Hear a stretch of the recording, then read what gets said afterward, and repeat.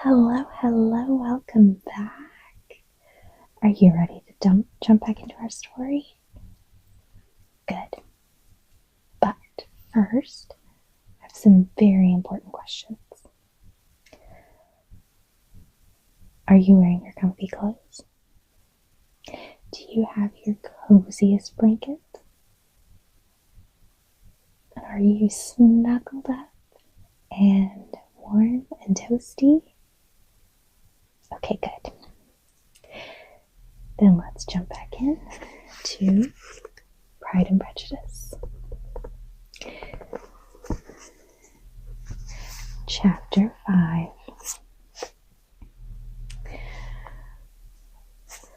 Within a short walk of Longbourn lived a family with whom the Bennets were particularly intimate. Sir William Lucas had been formerly in trade in Meryton, where he had made a tolerable fortune and risen to the honour of knighthood by an address to the king during his mayoralty. The distinction had perhaps been felt too strongly.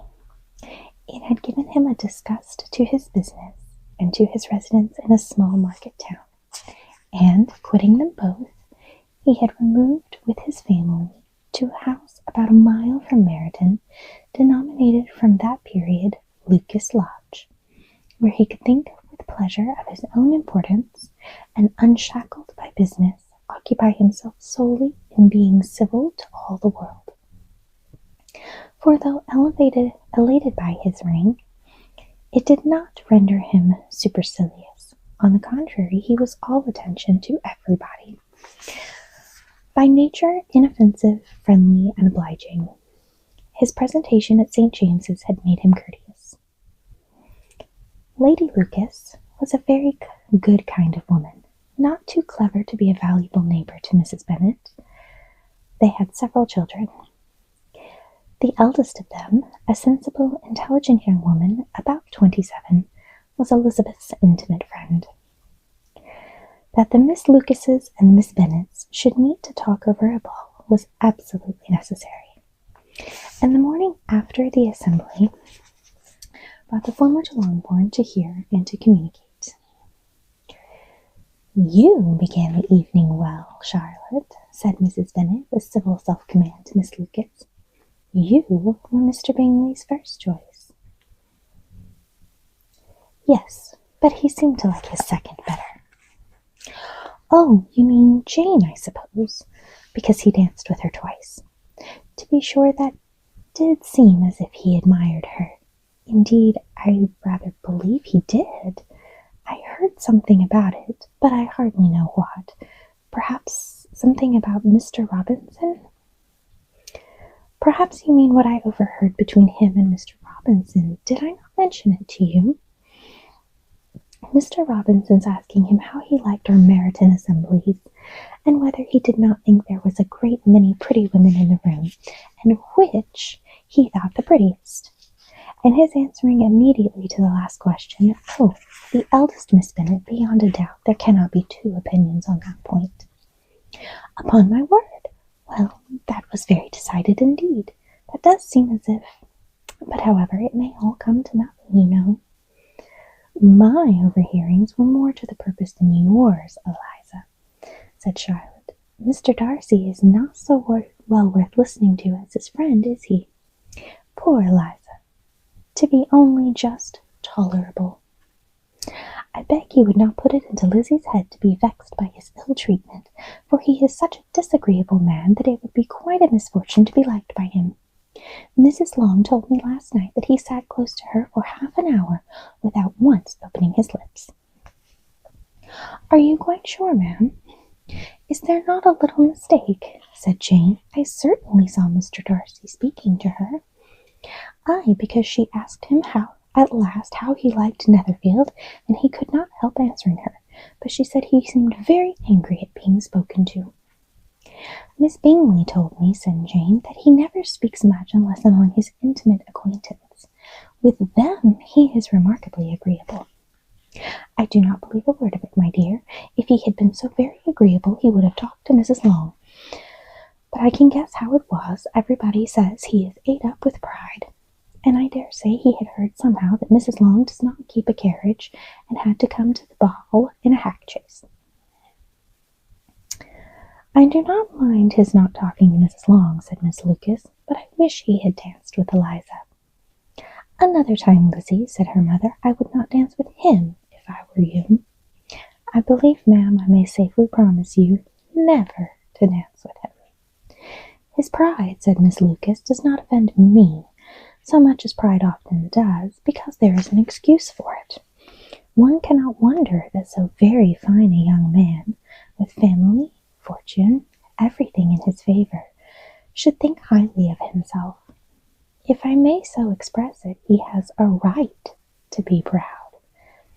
That is very true, replied Elizabeth, and I could easily forgive his pride if he had not mortified mine. Pride, observed Mary, who piqued herself upon the solidity of her reflections, is a very common failing, I believe. By all that I have ever read, I am convinced that it is very common indeed, that human nature is particularly prone to it, and that there are very few of us who do not cherish a feeling of self-complacency on the score of some quality or other, real or imaginary. Vanity and pride are different things, though the words are often used synonymously. A person may be proud without being vain. Pride relates more to our opinion of ourselves, vanity to what we would have others think of us. If I were as rich as Mr. Darcy, cried a young Lucas who came with his sisters, I should not care how proud I was. I would keep a pack of foxhounds and drink a bottle of wine every day. Then you would drink a great deal more than you ought, said Mrs. Bennet, and if I were to see you at it, I should take away your bottle directly. The boy protested that she should not, and she continued to declare that she would, and the argument ended only with the visit. Chapter 6. The ladies of Longbourn soon waited on those of Netherfield. The visit was returned in due form. Miss Bennet's pleasing manners grew on the goodwill of Mrs. Hurst and Miss Bingley, and though the mother was found to be intolerable and the younger sisters not worth speaking to, a wish of being better acquainted with them was expressed toward the two eldest. By Jane this attention was received with the greatest pleasure, but Elizabeth saw the superciliousness in their treatment of everybody, hardly excepting even her sister, and could not like them. Though their kindness to Jane, such as it was, had a value as arising in all probability from the influence of their brother's admiration, it was generally evident whenever they met that he did admire her, and to her it was equally evident that Jane was yielding to the preference which she had begun to entertain for him from the first, and was in a way to be very much in love, but she considered with pleasure that it was not likely to be discovered by the world in general, since Jane united with great strength of feeling, a composure of temper, and a uniform cheerfulness of manner, which would guard her from the suspicion of the impertinent. She mentioned this to her friend Miss Lucas. It may perhaps be pleasant, replied Charlotte, to be able to impose on the public in such a case, but it is sometimes a disadvantage to be so very guarded. If a woman conceals her affection with the same skill from the object of it, she may lose the opportunity of fixing him, and it will then be but poor consolation to believe the world equally in the dark. There is so much of gratitude or vanity in almost every attachment that it is not safe to leave any to itself. We can all begin freely. A slight preference is natural enough. But there are very few of us who have heart enough to be really in love without encouragement. In 9 cases out of 10, a woman had better show more affection than she feels. Bingley likes your sister undoubtedly, but he may never do more than like her if she does not help him on. But she does help him on as much as her nature will allow. If I can perceive her regard for him, he must be a simpleton indeed not to discover it too. Remember, Eliza, that he does not know Jane's disposition as you do. But if a woman is partial to a man and does not endeavor to conceal it, he must find it out. Perhaps he must if he sees enough of her, but though Bingley and Jane meet tolerably often, it is never for many hours together, and as they always see each other in large mixed parties, it is impossible that every moment should be employed in conversing together. Jane should therefore make the most of every half hour in which she can command his attention. When she is secure of him, there will be leisure for falling in love as much as she chooses. Your plan is a good one, replied Elizabeth, where nothing is in question but the desire of being well married, and if I were determined to get a rich husband, or any husband, I dare say I should adopt it. But these are not Jane's feelings. She is not acting by design. As yet she cannot even be certain to the degree of her own regard, nor of its reasonableness. She has known him only a fortnight. She danced 4 times with him at Meryton. She saw him one morning at his own house, and has since dined in company with him 4 times. This is not quite enough to make her understand his character. Not as you represent it. Had she merely dined with him, she might only have discovered whether he had a good appetite. But you must remember that 4 evenings have also been spent together, and 4 evenings may do a great deal. Yes, these 4 evenings have enabled them to ascertain whether they both like vingt better than commerce, but with respect to any other leading characteristic, I do not imagine that much has been unfolded. Well, said Charlotte, I wish Jane success with all my heart, and if she were married to him tomorrow, I should think she had as good a chance of happiness as if she were to be studying his character for a 12-month. Happiness in marriage is entirely a matter of chance. If the dispositions of the parties were ever so well known to each other, or ever so similar beforehand, it does not advance their felicity in the least. They always continue to grow sufficiently unlike afterwards to have their share of vexation. And it is better to know as little as possible of the defects of the person with whom you are to pass your life. You make me laugh, Charlotte, but it is not sound. You know it is not sound, and that you would never act in this way yourself. Occupied in observing Mr. Bingley's attentions to her sister, Elizabeth was far from suspecting that she was herself becoming an object of some interest in the eyes of his friend. Mr. Darcy had at first scarcely allowed her to be pretty. He had looked at her without admiration at the ball, and when they next met, he looked at her only to criticize. But no sooner had he made it clear to himself and his friends that she had hardly a good feature in her face, than he began to find it was rendered uncommonly intelligent by the beautiful expression of her dark eyes. To this discovery succeeded some others equally mortifying. Though he had detected with a critical eye more than one failure of perfect symmetry in her form, he was forced to acknowledge her figure to be light and pleasing, and in spite of his asserting that her manners were not those of the fashionable world, he was caught by their easy playfulness. Of this she was perfectly unaware. To her he was only the man who made himself agreeable nowhere, and who had not thought her handsome enough to dance with. He began to wish to know more of her, and as a step towards conversing with her himself, attended to her conversation with others. His doing so drew her notice. It was at Sir William Lucas's, where a large party were assembled. "What does Mr. Darcy mean," said she to Charlotte, "by listening to my conversation with Colonel Forster?" "That is a question which Mr. Darcy only can answer. But if he does it any more, I shall certainly let him know that I see what he is about. He has a very satirical eye, and if I do not begin by being impertinent myself, I shall soon grow afraid of them." On his approaching them soon afterwards, though without seeming to have any intention of speaking, Miss Lucas defied her friend to mention such a subject to him, which immediately provoking Elizabeth to do it, she turned to him and said, "Do not you think, Mr. Darcy, that I expressed myself uncommonly well just now, when I was teasing Colonel Forster to give us a ball at Meryton?" "With great energy, but it is a subject which always makes a lady energetic." "You are severe on us." "It will be her turn soon to be teased," said Miss Lucas. "I am going to open the instrument, Eliza, and you know what follows."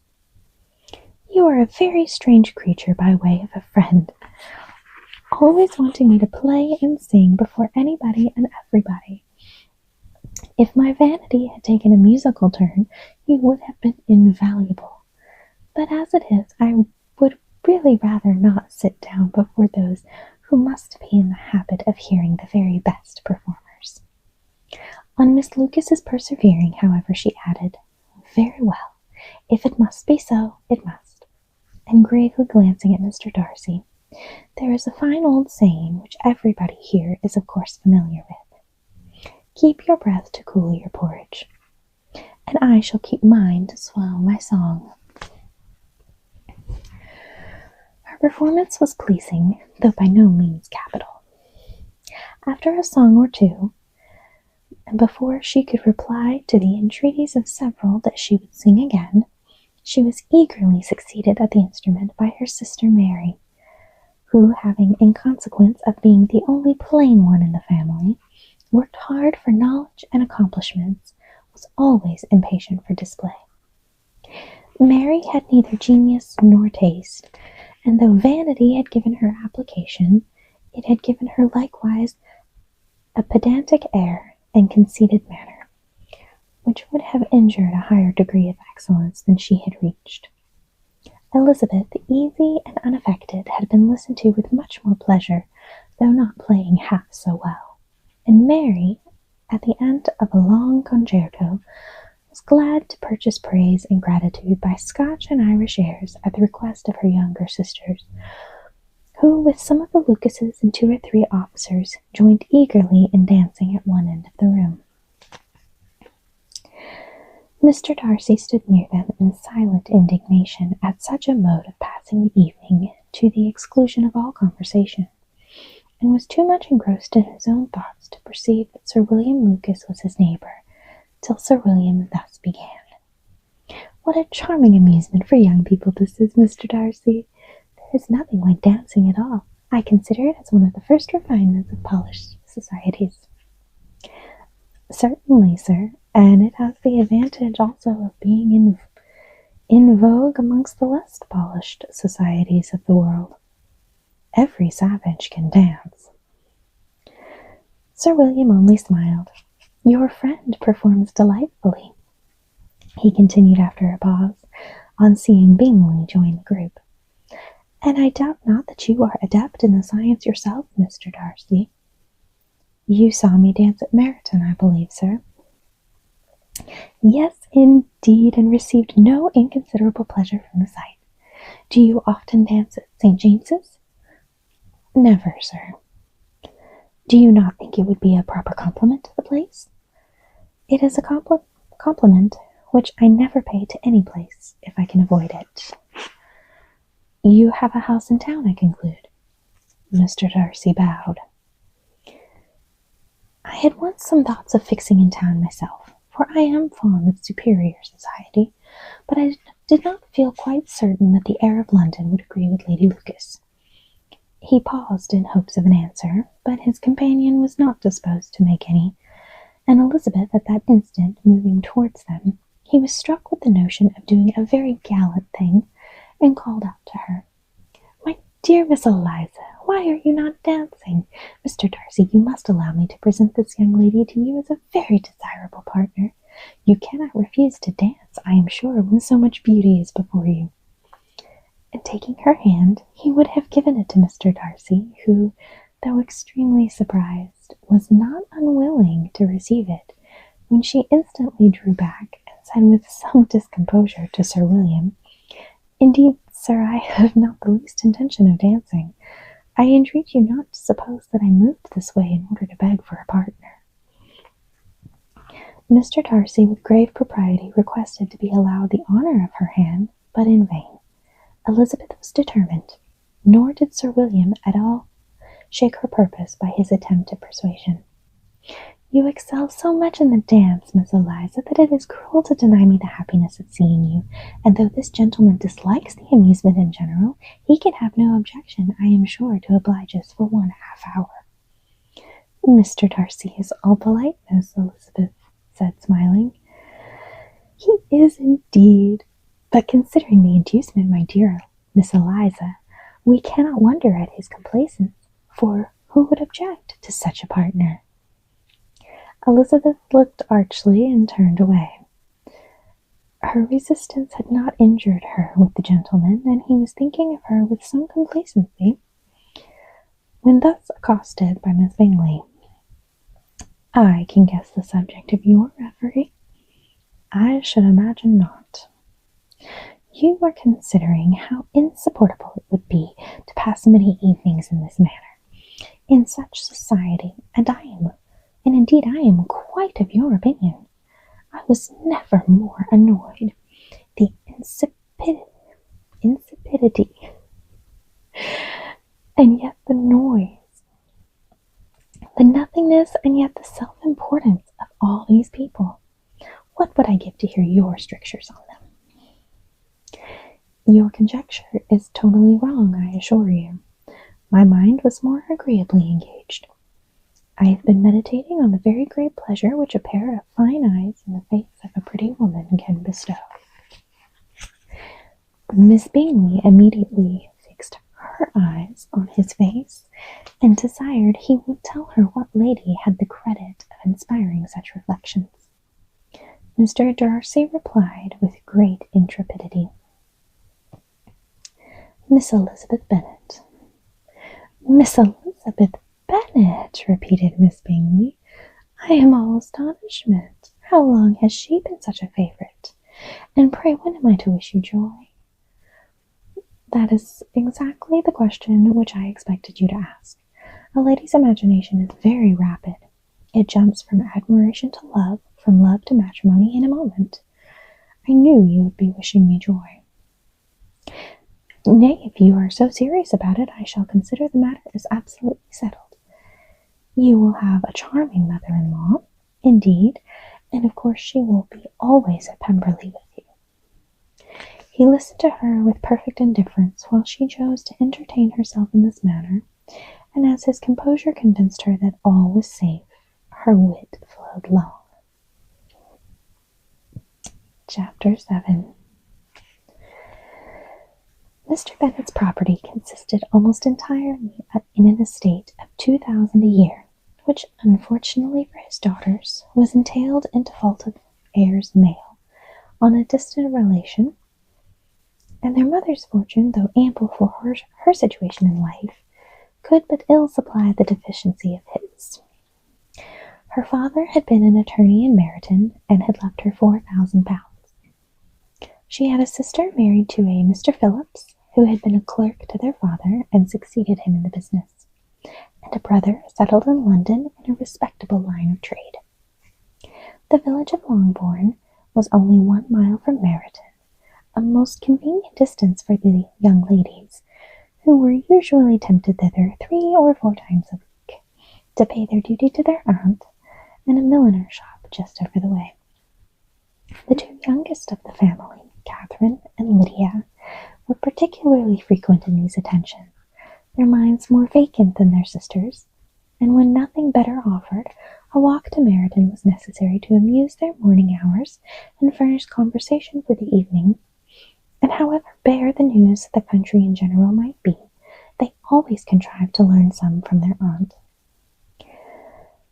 At present, indeed, they were well supplied, both in news and happiness, by the recent arrival of a militia regiment in the neighbourhood.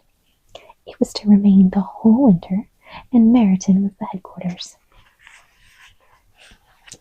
Their visits to Mrs. Phillips were now protective of the most interesting intelligence. Every day added something to their knowledge of the officers' names and connections. Their lodging was not long a secret, and at length they began to know the officers themselves. Mr. Phillips visited them all, and this opened to his nieces a source of felicity unknown before. They could talk of nothing but officers, and Mr. Bingley's large fortune, the mention of which gave animation to their mother, was worthless in their eyes when opposed to the regimentals of an ensign. After listening one morning to their effusions on this subject, Mr. Bennet coolly observed, "From all that I can collect by your manner of talking, you must be two of the silliest girls in the country. I have suspected it some time, but I am now convinced." Catherine was disconcerted, and made no answer. But Lydia, with perfect indifference, continued to express her admiration of Captain Carter, and her hopes of seeing him in the course of the day, as he was going the next morning to London. "I am astonished, my dear," said Mrs. Bennet, "that you should be so ready to think your own children silly. If I wish to think slightingly of anybody's children, it should not be my own, however. If my children are silly, I must hope to always be sensible of it." "Yes, but as it happens, they are all of them very clever. This is the only point, I flatter myself, on which we do not agree. I had hoped that our sentiments coincided in every particular, but I must so far differ from you as to think our two youngest daughters uncommonly foolish." "My dear Mr. Bennet, you must not expect such girls to have the sense of their father and mother. When they get to our age, I dare say they will not think about officers any more than we do.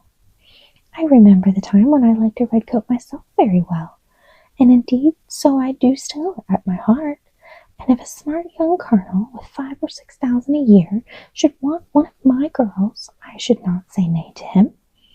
And I thought Colonel Forster looked very becoming the other night at Sir William's in his regimentals." "Mamma," cried Lydia, "my aunt says that Colonel Forster and Captain Carter do not go so often to Miss Watson's as they did when they first came. She sees them now very often standing in Clark's library." Mrs. Bennet was prevented replying by the entrance of the footman with a note from Miss Bennet. It came from Netherfield, and the servant waited for an answer. Mrs. Bennet's eyes sparkled with pleasure, and she was eagerly calling out, while her daughter read, "Well, Jane, who is it from? What is it about? What does he say? Oh, Jane, make haste and tell us. Make haste, my love." "It is from Miss Bingley," said Jane, and then read it aloud. "My dear friend, if you are not so compassionate as to dine to-day with Louisa and me, we shall be in danger of hating each other for the rest of our lives. For a whole day's tete-a-tete between two women can never end without a quarrel. Come as soon as you can on the receipt of this. My brother and the gentlemen are to dine with the officers. Yours ever, Caroline Bingley." "With the officers!" cried Lydia. "I wonder my aunt did not tell us of that." "Dining out?" said Mrs. Bennet. "That is very unlucky." "Can I have the carriage?" said Jane. "No, my dear, you had better go on horseback, because it seems likely to rain, and then you must stay all night." "That would be a good scheme," said Elizabeth, "if you were sure they would not offer to send her home." "Oh, but the gentlemen will have Mr. Bingley's chaise to go to Meryton, and the Hursts have no horses of theirs. I had much rather go in the coach. But, my dear, your father cannot spare the horses, I am sure. They are wanted in the farm, Mr. Bennet, are not they?" "They are wanted in the farm much oftener than I can get them." "But if you have got them to-day," said Elizabeth, "my mother's purpose will be answered." She did at last extort from her father an acknowledgment that the horses were engaged. Jane was therefore obliged to go on horseback, and her mother attended her to the door with many cheerful prognostics of a bad day. Her hopes were answered. Jane had not been gone long before it rained hard. Her sisters were uneasy for her, but her mother was delighted. the rain continued the whole evening without intermission, Jane certainly could not come back. "This was a lucky idea of mine indeed," said Mrs. Bennet, more than once, as if the credit of making it rain were all her own. Till the next morning, however, she was not aware of all the felicity of her contrivance. Breakfast was scarcely over when a servant from Netherfield brought the following note for Elizabeth. "My dearest Lizzie, I find myself very unwell this morning, which I suppose is to be imputed to my getting wet through yesterday. My kind friends will not hear of my returning home till I am better. They insist also on my seeing Mr. Jones. Therefore do not be alarmed if you should hear of his having been to me, and excepting a sore throat and headache, there is not much the matter with me. Yours, etc." "Well, my dear," said Mr. Bennet, when Elizabeth had read the note aloud, "if your daughter should have a dangerous fit of illness, if she should die, it would be a comfort to know that it was all in pursuit of Mr. Bingley and under your orders." "Oh, I am not at all afraid of her dying. People do not die of little trifling colds. She will be taken care of.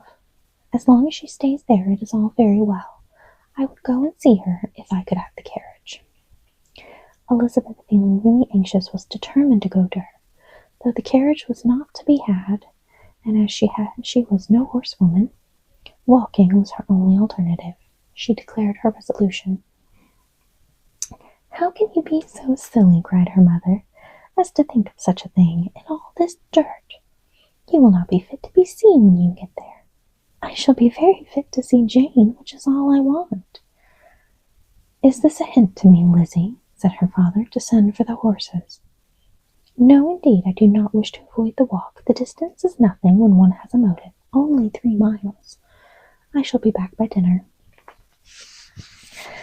"I admire the activity of your benevolence," observed Mary, "but every impulse of feeling should be guided by reason, and in my opinion exertion should always be in proportion to what is required." "We will go as far as Meryton with you," said Catherine and Lydia. Elizabeth accepted their company, and the 3 young ladies set off together. "If we make haste," said Lydia as they walked along, "perhaps we may see something of Captain Carter before he goes." In Meryton they parted. The 2 youngest repaired to the lodgings of one of the officers' wives, and Elizabeth continued her walk alone, crossing field after field at a quick pace, jumping over stiles and springing over puddles with impatient activity, and finding herself at last within view of the house, with weary ankles, dirty stockings, and a face glowing with the warmth of exercise. She was shown into the breakfast parlour, where all but Jane were assembled, and where her appearance created a great deal of surprise. That she should have walked 3 miles so early in the day, in such dirty weather, and by herself, was almost incredible to Mrs. Hurst and Miss Bingley, and Elizabeth was convinced that they held her in contempt for it. She was received, however, very politely by them, and in their brother's manners there was something better than politeness. There was good humour and kindness. Mr. Darcy said very little, and Mr. Hurst nothing at all. The former was divided between admiration of the brilliancy which exercise had given her complexion, and doubt as to the occasions justifying her coming so far alone. The latter was thinking only of his breakfast. Her inquiries after her sister were not very favourably answered. Miss Bennet had slept ill, and though up, was very feverish and not well enough to leave her room. Elizabeth was glad to be taken to her immediately, and Jane, who had only been withheld by the fear of giving alarm or inconvenience from expressing in her note how much she longed for such a visit, was delighted at her entrance. She was not equal, however, to much conversation, and when Miss Bingley left them together, could attempt little besides expressions of gratitude for the extraordinary kindness she was treated with. Elizabeth silently attended her. When breakfast was over, they were joined by the sisters, and Elizabeth began to like them herself, when she saw how much affection and solicitude they showed for Jane. The apothecary came, and having examined his patient, said, as might be supposed, that she had caught a violent cold, and they must endeavour to get the better of it, advised her to return to bed, and promised her some drops. The advice was followed readily, for the feverish symptoms increased, and her head ached acutely. Elizabeth did not quit her room for a moment, nor were the other ladies often absent. The gentlemen being out, they had, in fact, nothing to do elsewhere. When the clock struck 3, Elizabeth felt that she must go, and very unwillingly said so. Miss Bingley offered her the carriage, and she only wanted a little pressing to accept it. When Jane testified such concern in parting with her that Miss Bingley was obliged to convert the offer of the chaise into an invitation to remain at Netherfield for the present, Elizabeth most thankfully consented, and a servant was dispatched to Longbourn to acquaint the family with her stay and bring back a supply of clothes.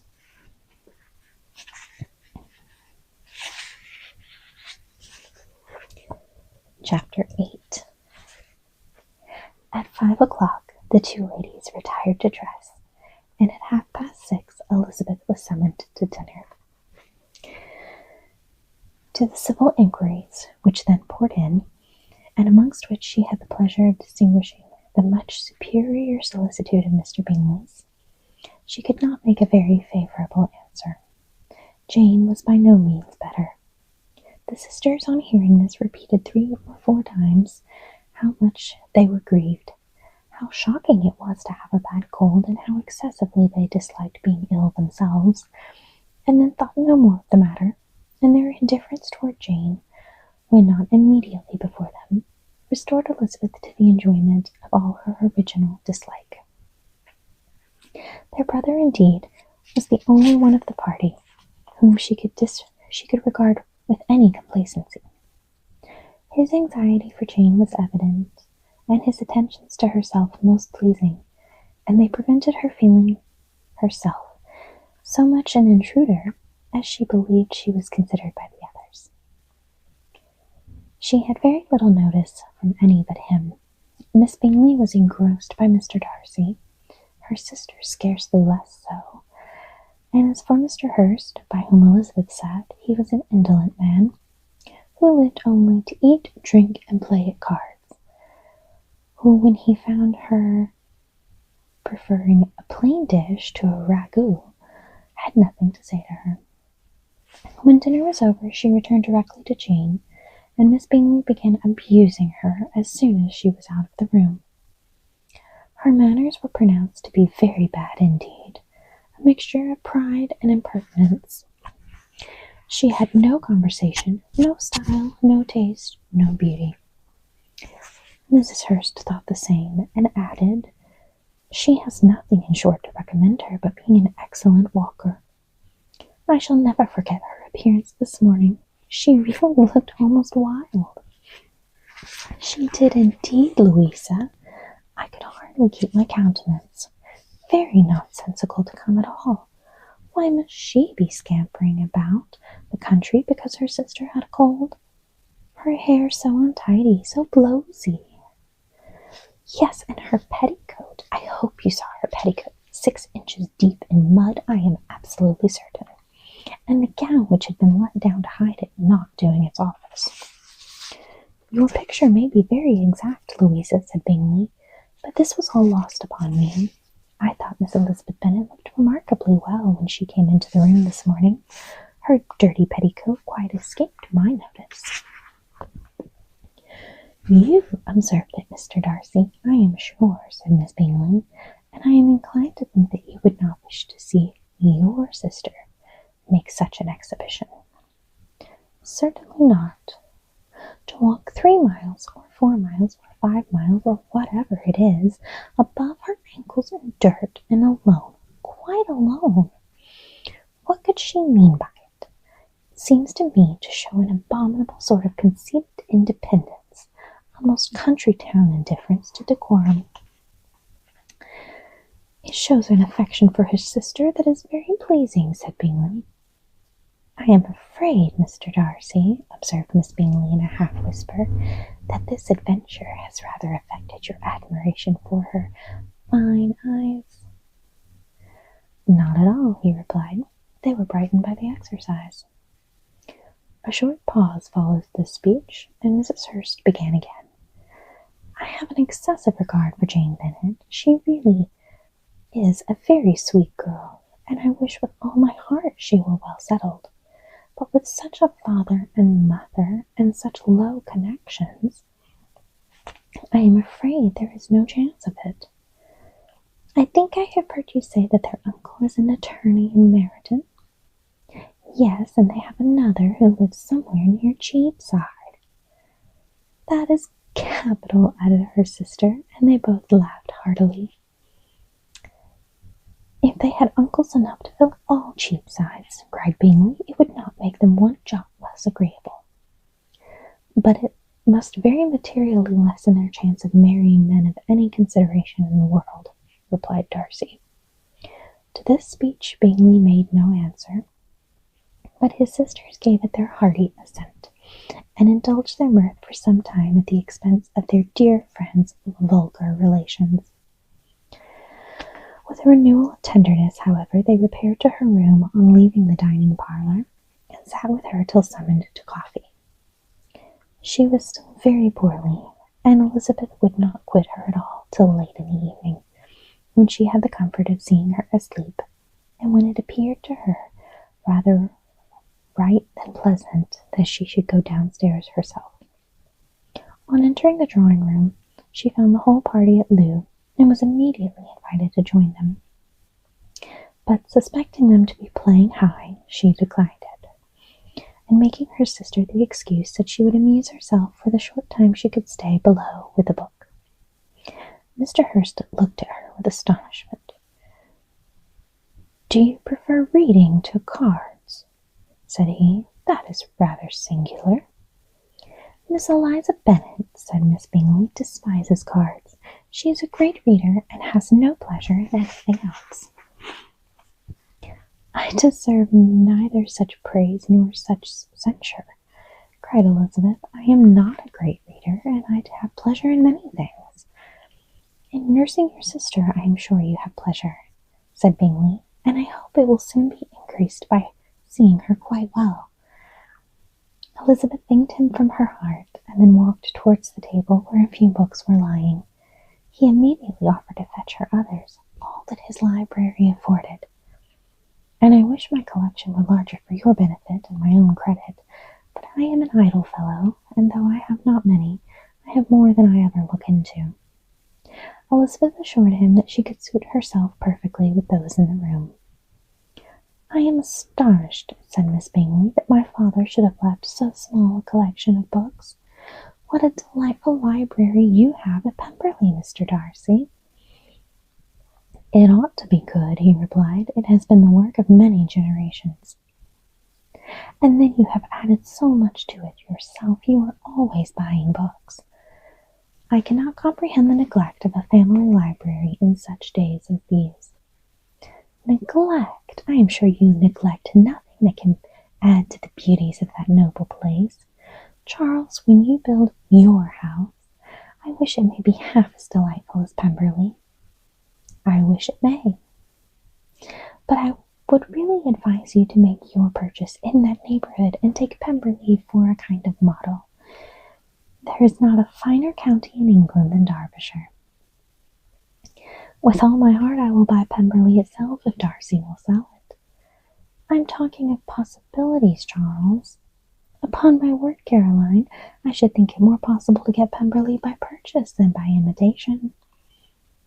Elizabeth was so caught by what passed as to leave her little attention for her book, and soon laying it wholly aside, she drew near the card table and stationed herself between Mr. Bingley and his eldest sister to observe the game. "Is Miss Darcy much grown since the spring?" cried Miss Bingley. "Will she be as tall as I am?" "I think she will. She is now about Miss Elizabeth Bennet's height, or rather taller." "How I long to see her again! I never met with anybody who delighted me so much. Such a countenance, such manners, and so extremely accomplished for her age. Her performance on the pianoforte is exquisite. It is amazing to me, said Bingley, how young ladies can have patience to be so very accomplished, as they all are. All young ladies accomplished? My dear Charles, what do you mean? Yes, all of them, I think. They all paint tables, cover screens, and net purses. I scarcely know anyone who cannot do all this, and I am sure I never heard of a young lady spoken of for the first time without being informed that she was very accomplished. Your list of the common extent of accomplishment, said Darcy, has too much truth. The word is applied to too many a woman who deserves it no otherwise than by netting a purse or covering a screen. But I am very far from agreeing with you in your estimation of ladies in general. I cannot boast of knowing more than half a dozen in the whole range of my acquaintance that are really accomplished. Nor I am sure, said Miss Bingley. Then, observed Elizabeth, you must comprehend a great deal in your idea of an accomplished woman. Yes, I do comprehend a great deal in it. Oh, certainly, cried his faithful assistant. No one can be really esteemed accomplished who does not generally surpass what is usually met with. A woman must have a thorough knowledge of music, singing, drawing, dancing, and the modern languages to deserve the word. And besides all this, she must possess a certain something in her air and manner of walking, the tone of her voice, her address and expressions, or the word will be but half deserved. All this she must possess, added Darcy, and to all this she must yet add something more substantial, the improvement of her mind by extensive reading. I am no longer surprised at your knowing only 6 accomplished women. I rather wonder now at your knowing any. Are you so severe on your own sex as to doubt the possibility of all this? I never saw such a woman. I never saw such capacity and taste and application and elegance as you describe, united. Mrs. Hurst and Miss Bingley both cried out against the injustice of her implied doubt, and were both protesting that they knew many women who answered this description, when Mr. Hurst called them to order, with bitter complaints of their inattention to what was going forward. As all conversation was thereby at an end, Elizabeth soon afterwards left the room. Eliza Bennet, said Miss Bingley, when the door was closed on her, is one of those young ladies who seek to recommend themselves to the other sex by undervaluing their own, and with many men I dare say it succeeds. But in my opinion it is a paltry device, a very mean art. Undoubtedly, replied Darcy, to whom this remark was chiefly addressed, there is a meanness in all the arts which ladies sometimes condescend to employ for captivation. Whatever bears affinity to cunning is despicable. Miss Bingley was not so entirely satisfied with this reply as to continue the subject. Elizabeth joined them again only to say that her sister was worse, and that she could not leave her. Bingley urged Mr. Jones's being sent for immediately, while his sisters, convinced that no country advice could be of any service, recommended an express to town for one of the most eminent physicians. This she would not hear of, but she was not so unwilling to comply with their brother's proposal, and it was settled that Mr. Jones should be sent for early in the morning, if Miss Bennet were not decidedly better. Bingley was quite uncomfortable. His sisters declared that they were miserable. They solaced their wretchedness, however, by duets after supper, while he could find no better relief to his feelings than by giving his housekeeper directions that every possible attention be paid to the sick lady and her sister. And that concludes our story for tonight. I hope you enjoyed, and I'll see you next time. Good night.